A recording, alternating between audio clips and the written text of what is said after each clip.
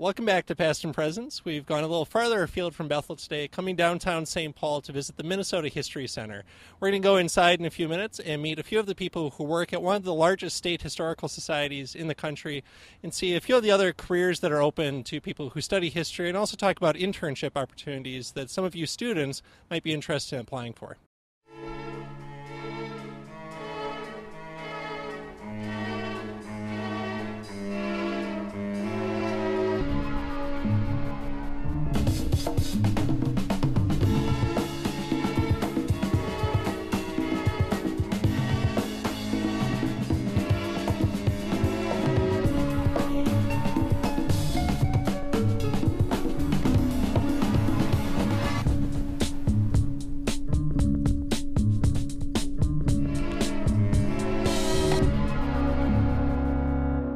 We've come inside the Minnesota History Center. We're here in the Toys exhibit, a very popular exhibit with Matt Mussel, Major Gifts Officer and brother of our own Sam Mulberry. Matt's our tour guide for the day. Matt, can you just tell us in broad strokes, what's the mission of the Minnesota Historical Society? So we use the power of Minnesota stories to transform lives. So we're rooted in collecting, preserving, and telling the stories of Minnesota. Okay, and as a development officer, what's your role in that mission? What do you get to do day by day? So I get to have lunch. I take people out to lunch. We have great conversations. As a major gift officer, I focus on transformative elements of our work. How do we do a new building project, create a new staff position, or make a new exhibit? Right now we're working on conversations around World War I. And so in that I meet with people who can make gifts of $100,000 and above, and we have conversations about what interests them. And so I listen to their passions, how they align to our missions, and when we have that alignment, we have a gift. Right. And this is just one of many sites that the MHS oversees. Do you have a favorite site around the state besides the History Center? So we have over 26 sites now. I'm a newbie at the History Center, so I've been here 7 months. And in my job, I'm going and traveling around the state, visiting those sites. And so I'm a big fan of the Birch Coulee Battlefield. And the Birch Coulee Battlefield is out in western Minnesota, and there's almost nothing at the site. And one of the things that, I don't think of Minnesota battlefields, but this is 1862. And what is beautiful about this site is it's a prairie with a walking trail and a few signs, interpretive signs, that tell the story of both the Dakota, one soldier from the Minnesota Regiment, and how they experienced that battle. And it remembers that very simple stories of regular people can have an incredible resonance, 150 years later. Absolutely. Well, we're going to meet some more people at the Minnesota Historical Society as the episode goes along, but let's start with our faculty conversation for the week. So when you two have students do getting up in front of class and speaking or other kinds of oral communication, what expectations do you set for them? What's reasonable kind of good oral communication in history class looks like? Well, one, I think that the key is that whatever you're presenting, it should not have been the first time you practiced it. So I think that especially when there's a smaller speaking assignment or a smaller project, that there isn't sometimes then as much sort of forethought to say, I should really time this, I should practice it, I should just sort of see how confident I feel when I'm speaking and not necessarily looking right at the material. So the first piece of advice I always give is don't have your sort of first go at this be when you come into the classroom space. And especially if you're doing this as part of a group, which students will be doing. Yes. But as an individual, too. I sometimes tell people, actually go to the space and do it as well. And that's partly technology. You want to make sure that you know how to operate all the different Bethel equipment. Because sometimes I think a common thing when you're working in a group in presentations is that if you don't kind of work on everyone's timing, it's so common that, I've done this to other people, where your piece ends up being much longer than you anticipated, and then now the next person has to adjust. So yeah, and I don't usually have students present in groups, but I do have students present individually, and I actually make students turn in their notes that they used to prep their talk before, as well as talk. So having done probably assignments like this, what do students, besides preparation, what do they struggle with the most? As you're writing comments, what do you tend to write over and over to people who are struggling with speaking? I think the need to really focus on what needs to be a part of what they're actually delivering. So, and part of that is the professor's job to, I think, really make clear what your expectations are. So I think something that I've learned over the years is that if I don't say, these are sort of the highlights I want you to hit of what the overall project is, then everyone runs out of time because the presentation just becomes sort of reading through the whole thing. And so it's the need for the professor to articulate the expectations, but for the students to really pay attention to whatever the criteria is, and to not just see it as kind of standard presentations you have maybe done in high school where your goal is to sort of give a book report, or but to really pay attention to what the assignment calls for. And I think too, one of the situations that I have with students is that some students feel really nervous about presenting in front of other people. And this might sound like cheesy advice, but I usually say, act confidently, and sometimes you actually come to believe in your own, acting confident, and that helps sometimes when you're thinking about delivering your stuff to an audience. And plus, they have to do it too, so everybody's in the same There's boat. that, right. I think it's good too to remember that I think your mindset is such that you always sort of think that the audience, including your professor, is just sitting there waiting for you to make an error.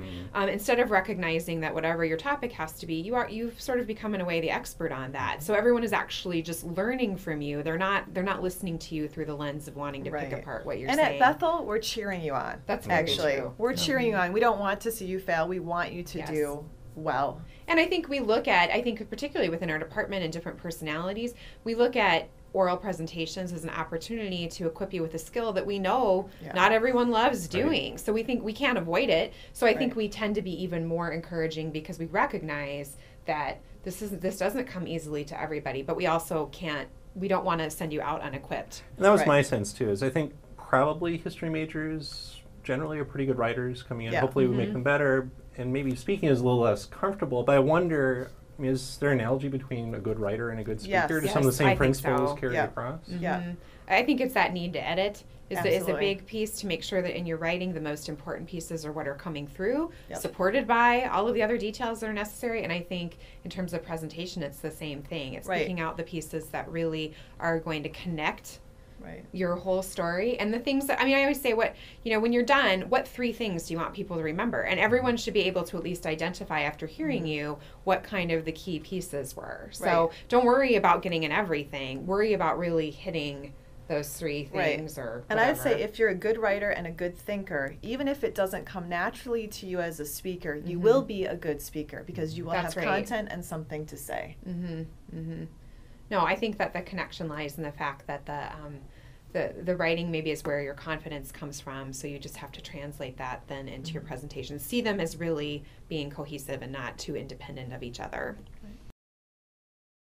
I think of pre-law as an advising program. There's no pre-law major, so our pre-law program consists of talking with students who are interested in going into law. One of the first things we want to do is assess whether or not law school is for them. It's not for everyone. It's really expensive. Law schools kind of tight these days in terms of the number of students they're admitting. So we want to assess that. I want to talk about the motivation that students have for going into law. There are lots of different types of careers in law, so we want to connect with students about that as well. So that's the first step in the advising process, but then there are other things as well, like what courses to take at Bethel. And then when it comes time, how to prepare for applying to law school. We'll talk about the LSAT, the test that students have to take. We can also talk with students about interning with alums who are lawyers. It's a good way to get a sense of what a legal career is like. Sometimes a paralegal career is a better option for students as well, so we want to talk about that with them. Law schools are generally looking for a good liberal arts education, good background, and a history degree, a political science degree, an English degree. Those are fine degrees. But even beyond that, we would encourage students to take courses in the liberal arts. So if you major in history, take courses in economics, take courses in sociology, whatever interests you. That'll be attractive, I think, to a law school. So we try to help students in the advising process through that. But generally, a good liberal arts education, writing skills, good communication skills, those are the things that we're looking for. So we're back at the Minnesota History Center. We're down in the basement here with Anne Frisina. Anne, can you tell us a little bit about what the space is and what you do here. Mm-hmm. Well, this is the Textile Conservation Lab for the History Center, and what we do here is we take care of the entire collection for the Minnesota Historical Society. And because it's so large and so varied, we have just an incredible variety of items that come in here.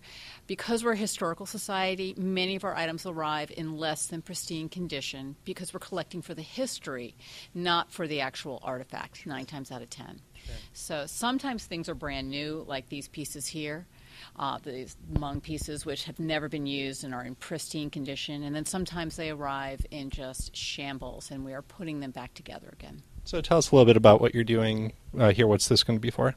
Well, this is for an upcoming exhibit called We Are Hmong, and it is going to be happening at the James J. Hill House.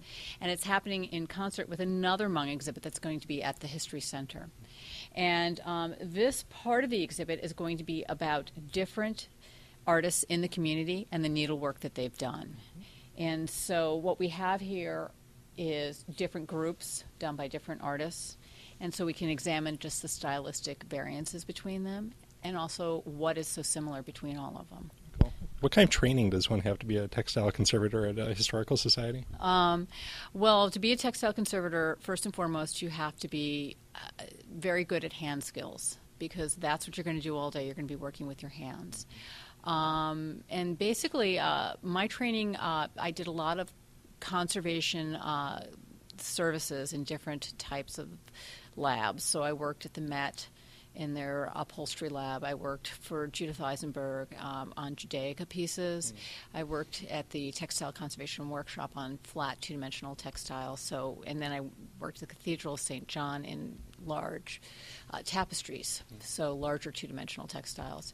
And so you really want to get a broad and varied collection of experiences. And then you need to go to grad school.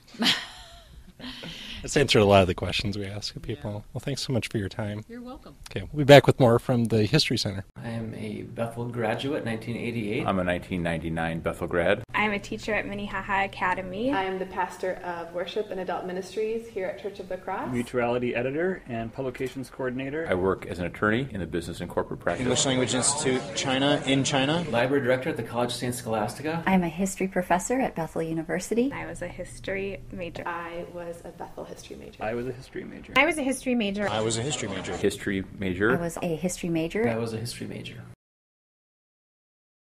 My name's Annie Sjoholm. I'm a teacher at Minnehaha Academy. I teach 6th and 7th grade, and I was a history major at Bethel University. I have a lot of teachers in my family, and so that was something I could always easily see myself doing. I love kids, and so that was always really natural. But also I had a high school AP American history teacher that was just an amazing teacher. He was the one who really taught me how to write, and I loved his class. We had amazing discussions. And so when I decided to major in history, it was always with the idea that I was going to be a teacher as well. I would say I am so thankful that I have the double major in history. I think it has helped me so much to be able to know what I'm talking about in the classroom, and I would recommend anyone who's majoring in social studies education to either get a double major and along with that take as many classes as possible in the content area. So take high-level econ, take political science, take a variety of geography courses and history courses that cover all throughout the world, not just one specific area, because in social studies you can end up teaching so many different areas.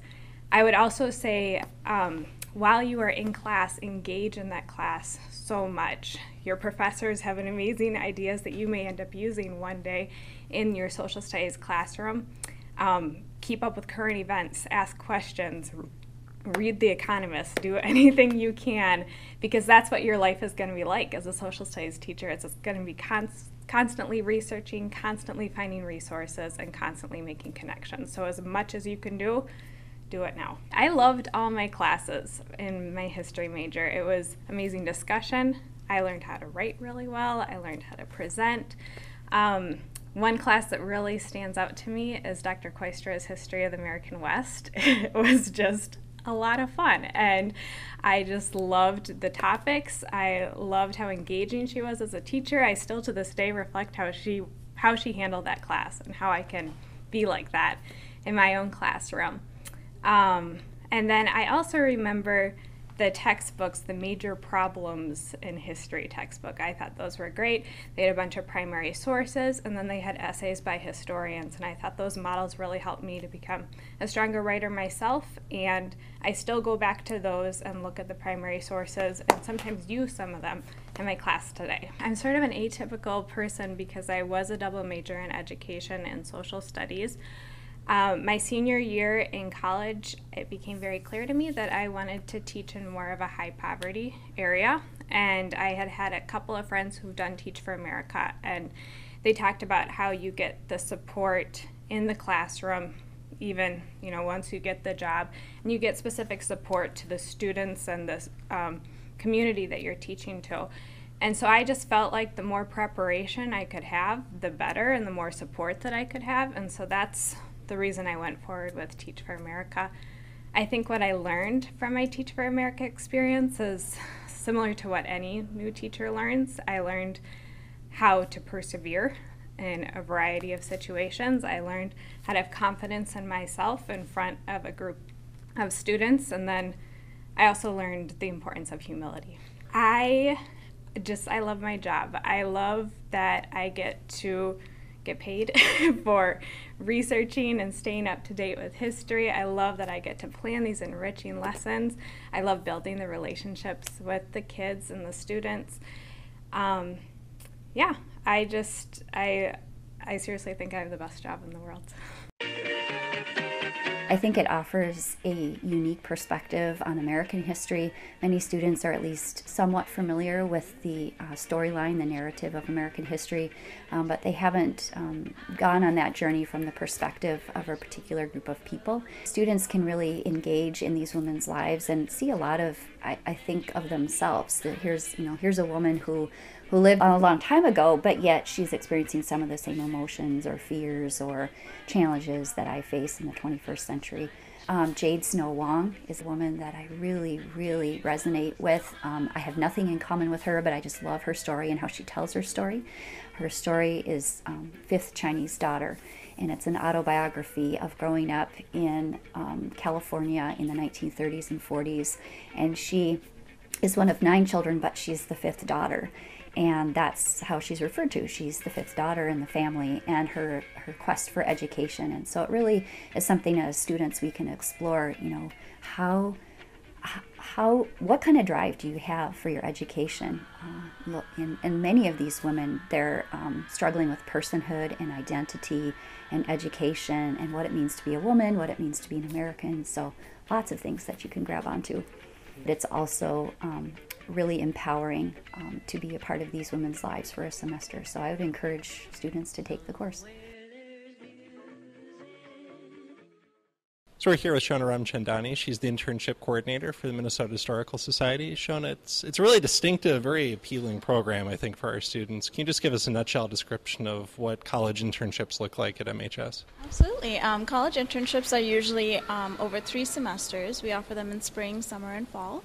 And students can intern between 10 and 20 hours a week, and they get an opportunity to really dig into a department and to get a sense of, what does it mean to be in exhibits? What does it mean to sit down and work in finance or work in IT? So things that are related to history, things that are related to being a museum, things that are related to being a nonprofit. It's a wide variety of things.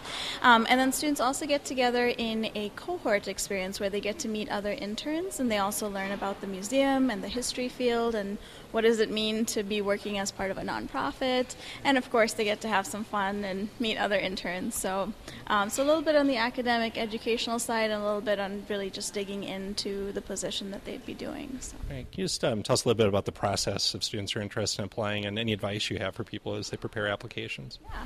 I'd say that students should really think about preparing their transcripts ahead of time, because that is a part of our required application process, and then to personalize cover letters. So when they apply for a particular position, to ensure that those are really focused in on what the position is.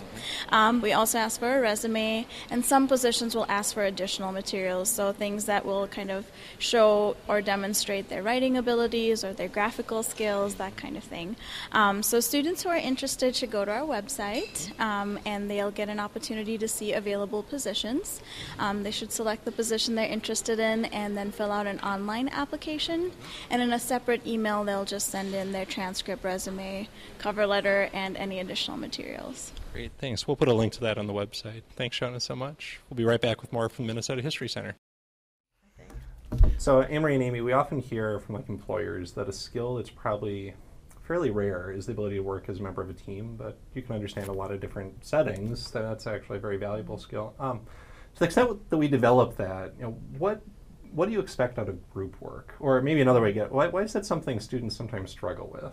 Like, that was my memory of college, is I always hated being assigned to a group. I'd rather go off by myself and work individually, and you'd have professors say... Because you were the alpha you were male. a perfectionist. It's part of it. But Yeah. whether it's, a discussion where you've got some responsibility to other people, or a project, paper, or presentation. I think that's I think in some respects, for history majors in particular, because we do have a lot of students who, you're a very strong student and you really, you have a solid work ethic and you have a high standard for what you want to produce, which you should, but then that can be difficult because group projects are about giving up control as much as they are taking responsibility. And so I think that something that your responsibility is within a group is to not just, you have to make you have to be an advocate for yourself, say, here's what I think that I'm good at, or here's what I think I'd be comfortable doing, because I don't have a lot of sympathy when students will come after and sort of confess and say, well, I really wanted to do this part. That's part of what we're trying to help you with, is to advocate for yourself. At the same time, you also have a responsibility to not just see your piece as what you need to do best, but to also figure out how your piece supports the work that other people are doing, which I think is something that's learned over time. I don't think that comes naturally right away. I think this is where we actually bring intellectual skills with sort of street smarts, in the sense that you have to be willing to recognize where your own strengths are and advocate for them, as Amy said.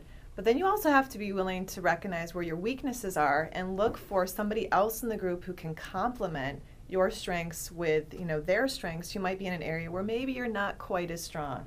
And that's the beauty. And I think when it actually works really well, you produce something really quite beautiful, because you're bringing then the value of a lot of different strengths. And the thing is, not everybody has book smart strengths. No. That's not the only kind of, strengths that are out there. So if someone has creativity, that can really add to your group's presentation or group's work in a way that maybe you with the book smarts, that would be me, I don't have the creativity. So I need to, find those people to work with. Right. I think that it's about remembering that you might be telling one story, but figure out how you tell the story best. So if you're the person who thinks, I really think visually, I really like to be creative. I think this is where you and I do complement each other. That, you have the book smarts. I enjoy telling visual stories and actually doing oral story. So there's different ways to say we have no one's responsible for one particular goal. Everyone has the same goals, but it's how do you flesh out those goals. And I do think a challenge for students, at least that I feel like I see, is even though we're in this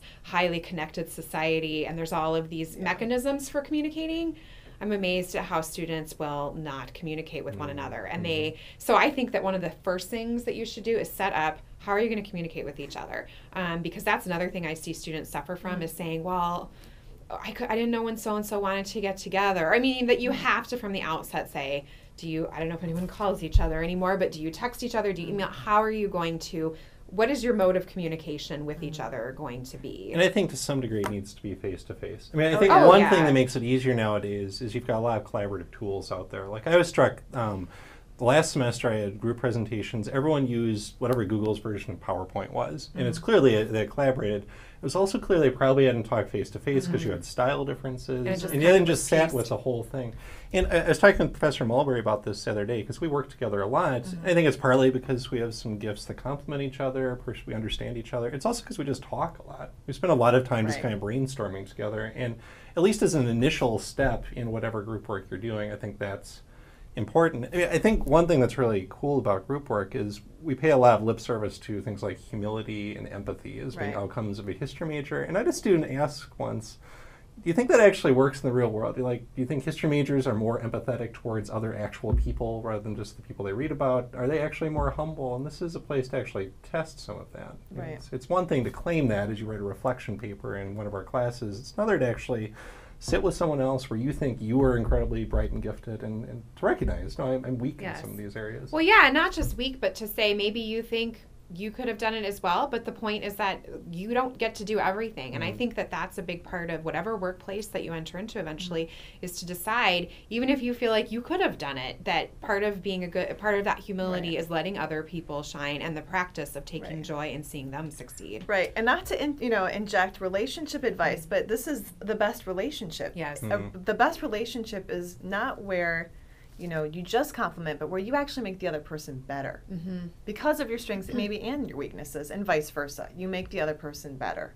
And I think that would really be the goal, I think, in group work. So to close this week, we're here in the Minnesota's Greatest Generation exhibit with one of the people who helped design it. Randall Dietrich, can you tell us a little bit about this exhibit, when it came about, how it came about, what goes into designing something like this? Sure. Well, it's an exhibit dedicated to the story of the Greatest Generation, and rather than just looking at the World War II experience of the generation, we kind of made the decision within this exhibit to look at the whole life arc of the generation, from the Depression when they were growing up to the war years when they're kind of coming of age, and then the boom that happened after the war, and they came home, started families, and all that. So the actual exhibit in this case looks not just at war years, but the entire life arc of this generation, which differentiates it a little bit from other exhibits on World War II. Sure. Absolutely. Can you tell us a little bit about what are you doing now? You're planning ahead for another world war in some ways. Sure. Yep. We're focused on conflict, and with conflict comes change, of course. So we're just wrapping up the Civil War sesquicentennial period. Minnesota was involved in the Civil War. They were a very new state at the time, just a couple years old, and were called to arms and responded to that call in places like Gettysburg and Nashville and other places. So we're commemorating that sesquicentennial period. And history being what it is, that leads into a conversation about the centennial of World War I. So that's on the horizon for the Minnesota Historical Society as well. Sure. Can you tell us just a little bit before we go about your background? How does one get a job like this? I'm not quite sure. My background is really looking at history and trying to make the history accessible for people, having worked with Anne Bancroft in her expedition across Antarctica, which is really a product of her reading the book by Ernest Shackleton, Endurance. That was a way of drawing upon history to tell a contemporary story. The Wright brothers flew in 1903. I was involved with reproducing an original Wright Flyer, and we tried flying it at Kitty Hawk 100 years later. Didn't work so well, but we knew that would be the case because we wind tunnel tested the whole thing. So trying to find stories in history and make those stories come alive again for folks to experience, whether they're flying in a C-47 70 years later or doing something else, but trying to make history relevant for folks today. Thanks so much. So thanks to Randall, thanks to Ann, thanks to Matt Mussel for putting this all together. We've enjoyed our time at the Minnesota History Center. We'll see you on Monday night for class. Back, baby, back in time, wanna go back when you were mine. Back, baby, back in time.